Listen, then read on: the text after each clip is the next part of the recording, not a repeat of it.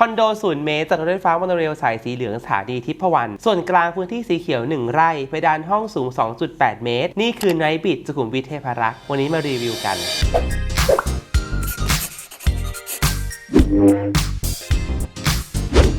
สวัสดีครับทุกคนรีวิวออนไลน์วันนี้เราพาทุกคนมาอยู่กันที่ไนท์บริดจ์สุขุมวิทเทพารักษ์นะทุกคนมีลูกเพจขอมาใครก็ตามที่คอมเมนต์ขอคอนโดโครงการนู้นโครงการนี้มาเนี่ยทางทีม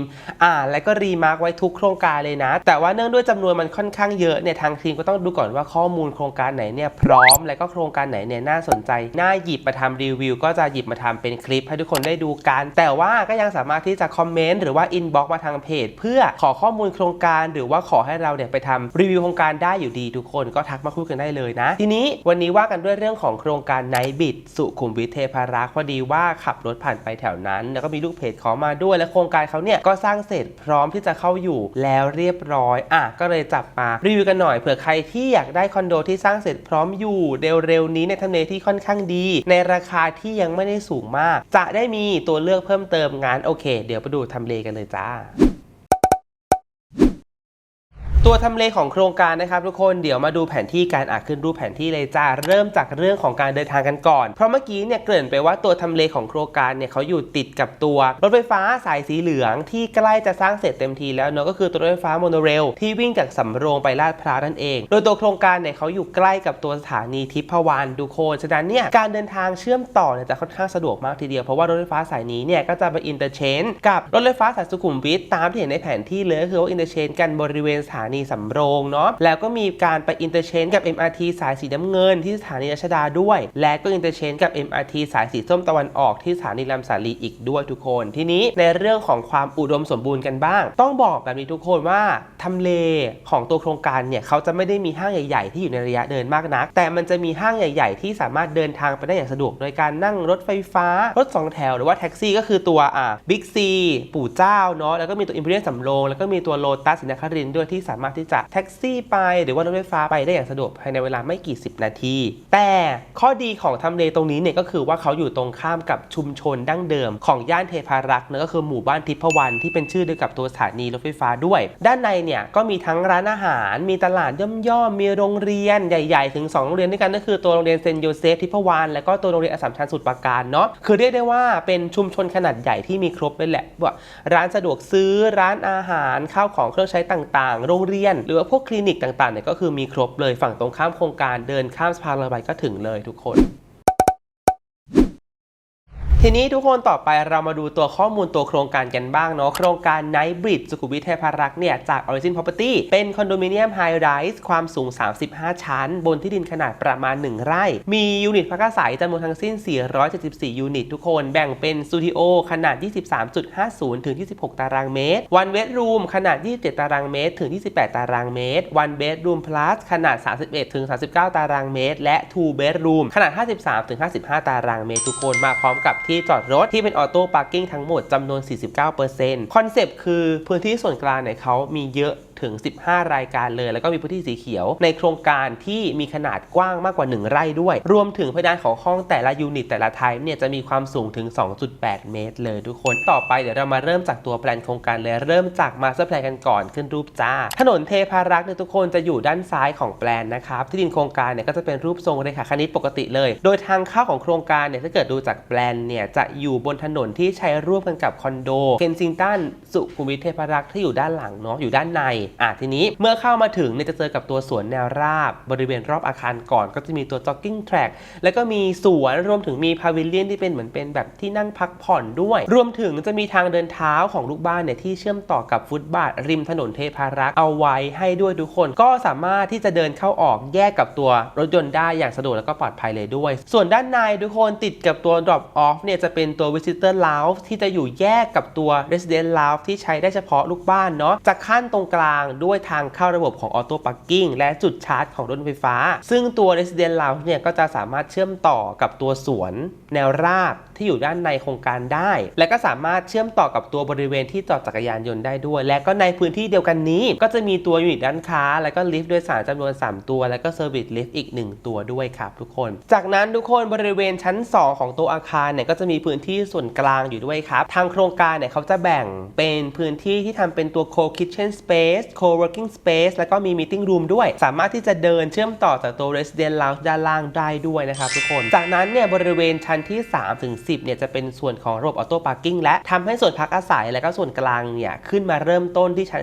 11เลยซึ่งในชั้น11นี้เนี่ยก็จะเป็นส่วนที่ยูนิตพักอาศัยจะอยู่ร่วมกันกับพื้นที่ส่วนกลางด้วยโดยยูนิตเนี่ยมีทั้งหมด18ยูนิตทุกคนเริ่มที่สตูดิโอไปถึง one bedroom plus ส่วนพื้นที่ส่วนกลางเนี่ยด้านหลังจะเป็นตัว sky lounge ที่สามารถเดินเชื่อมต่อออกมาใช้พื้นที่สีเขียวที่เป็น outdoor ได้ด้วยจากนั้นชั้น12ถึง19ทุกคนจะเป็นชั้นที่มียูนิตพักอาศัยเต็มพื้นที่เลยจำนวนทั้งสิ้น22ยูนิตครับโดยแปลนเนี่ยจะมีห้องทุกรูปแบบให้เลือกเลยยกเว้นห้อง two bedroom เท่านั้นเองจากนั้นทุกคนก็จะเป็นพื้นที่ส่วนกลางชั้น30นะครับจะเป็นพื้นที่ส่วนกลางอีกส่วนหนึ่งของตัวโครงการนะด้านหน้าเนี่ยจะเป็นสระว่ายน้ำแบบ semi outdoor ทุกคนแล้วก็มี private jacuzzi ด้วยพร้อมพื้นที่นั่งเล่นที่เป็นพื้นที่สีเขียวตรงบริเวณสระว่ายน้ำด้านนอกเนาะส่วนด้านหลังเนี่ยจะเป็นฟิตเนสครับทุกคนขนาดค่อนข้างใหญ่เลยแล้วก็ของจริงเนี่ยฟิตเนสเขาจะล้อมรอบด้วยผนังกระจกก็สามารถที่จะเทควิวออกกำลังกายไปดูวิวไว้ได้ด้วยครับทุกคนทีนี้ต่อไปชั้น31ถึง35เนี่ยจะเป็นยูนิตพักอาศัยในส่วนที่เป็นชั้นบนของตัวโครงการและซึ่งจะมีด้วยกันทั้งหมด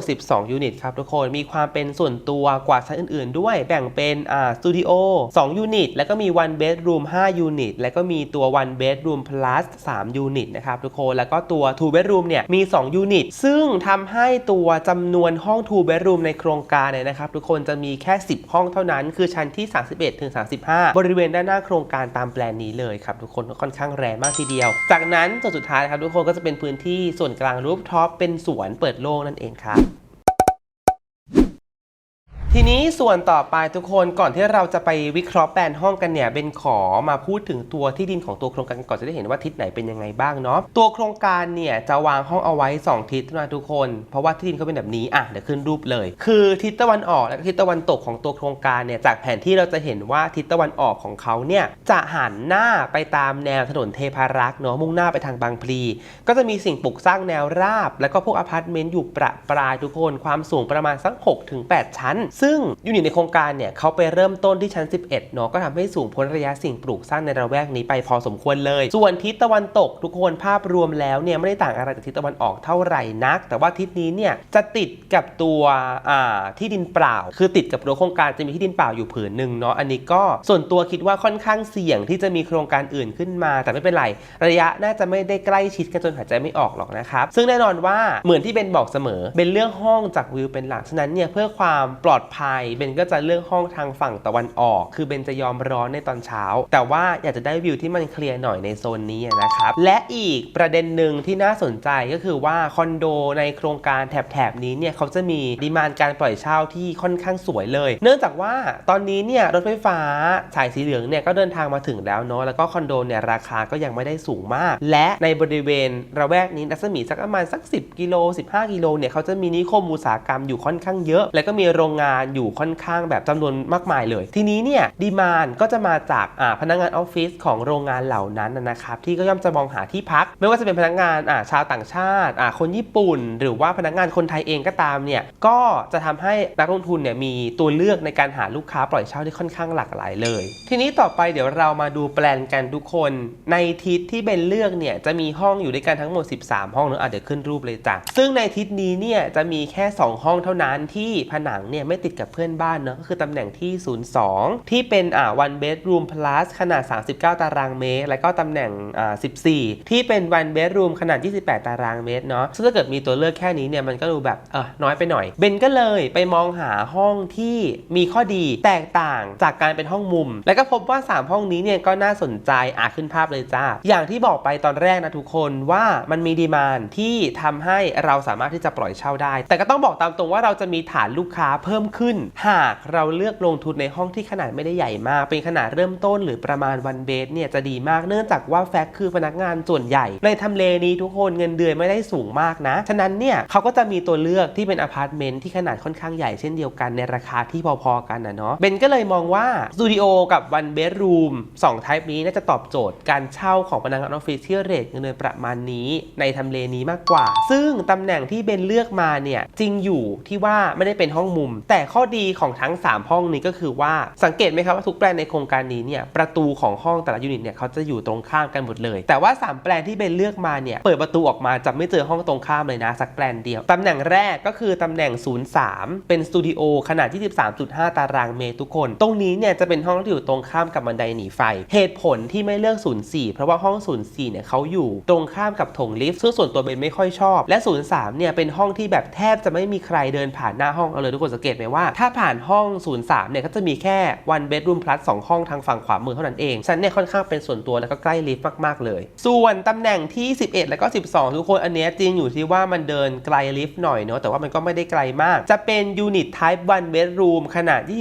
27.05 ตารางเมตรด้วยกันทั้งคู่เลยทุกคนห้องนึงเนี่ยจะตรงข้ามกับบันไดหนีไฟเนาะอีกห้องเนี่ยเปิดออกมาจะชนกับผนังห้องตรงข้ามแต่จะไม่ชนกับประตูห้องตรงข้ามอยู่ดีทุกคนต่อให้เราไม่ได้อยู่ห้องที่ผนังไม่ติดเพื่อนบ้านนะแต่การที่เปิดออกมาแล้วไม่เจอห้องตรงข้ามมันก็ช่วยเพิ่มความเป็นส่วนตัวได้พอสมควรเลยด้วยทุกคนทีนี้เรื่องชั้นเนี่ยเอาจริงๆส่วนตัวเบนมองว่ามันได้ทุกชั้นแหละแถวนี้เนี่ยมันไม่ได้หนาแน่นมากเนาะซึ่งชั้นเริ่มต้นของเขาที่ชั้น11เนี่ยก็เป็นระยะที่หายใจหายคอได้ค่อนข้างสะดวกแน่นอนว่าถ้าเกิดยิ่งสูงขึ้นเนี่ยมันก็จะยิ่งเคลียร์ขึ้นนั่นแหละซึ่งตรงนี้เนี่ยถ้าเกิดว่าใครมีเงินมากหน่อยก็อัพชั้นขึ้นไปได้แต่ถ้าเกิดว่าใครที่แบบอยากอยู่แบบดีๆเลยชั้นสูงห้องแบบเป็นส่วนตัวเลยเนี่ยแนะนำให้ไปดูโซนชั้น